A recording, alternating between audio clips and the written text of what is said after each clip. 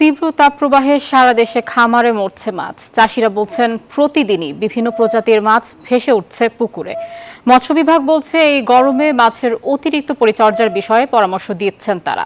বিশেষজ্ঞরা বলছেন জলাশয়ে মাছের জন্য পর্যাপ্ত পানি ও ছায়ার ব্যবস্থার পাশাপাশি অক্সিজেনের মাত্রা যেন সঠিক থাকে তাও নিশ্চিত করতে হবে।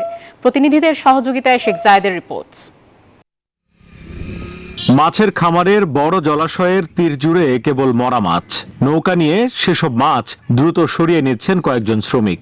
কয়েকদিন ধরে এইভাবে মাছ মরতে থাকায় ভীষণ দুশ্চিন্তায় আছেন খামারের মালিক কর্মচারীরা।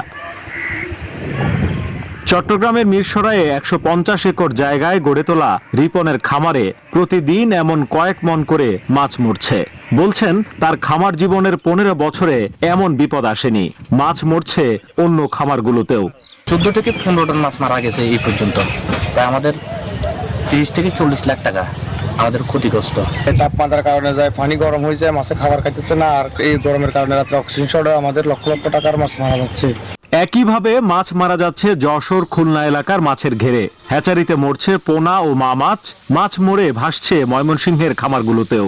চাষিদের মাথায় হাত, কারণ হলে এই তীব্র গরম, এতে আমাদের মাছের উৎপাদন হচ্ছে না। দ্বিতীয় কথা, এই টাইমটায় আমাদের কোটি কোটি টাকার ব্যবসা হয়। কালকে পাঠাইছি সিলেট, ওই গাড়ি সহ মারা গেছে।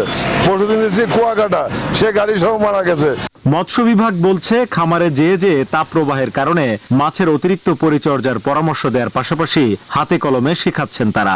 দিনের বেলায় যেন আমরা জাল অথবা হররা টেনে পুকুর এবং জলাশয়ের তলদেশের দূষিত গ্যাসটা বের করে দিতে পারি। আর তাপদাহ চলাকালীন প্রতি ১৫ দিনে একবার করে বুড়ে আমরা প্রতি শতাংশে ১০০ থেকে ২০০ গ্রাম চুন আর বিকেলে ১০০ থেকে ২০০ গ্রাম লবণ প্রয়োগ করতে পারি। দৈনিক খাদ্য প্রয়োগের পরিমাণ অর্ধেক কিংবা অবস্থাবিতে আনুপাতিক হারে কমাতে হবে। আর অক্সিজেনের ঘাটতি হলে প্রতি শতাংশে প্রতি ফুট পানির গভীরতায় একটা করে অক্সিজেন ট্যাবলেট প্রয়োগ করতে হবে। বিশেষজ্ঞরা বলছেন এই সময়ে জলাশয়ে ৫ ফিটের বেশি পানি রাখতে হবে। ছায়ার ব্যবস্থা করার পাশাপাশি পানিতে অক্সিজেনের মাত্রাও ঠিক রাখতে হবে।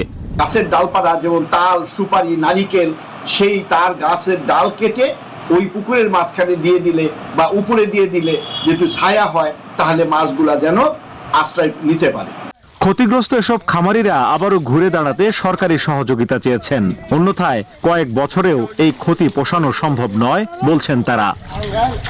শেখ জায়েদ, নিউজ 24, চট্টগ্রাম।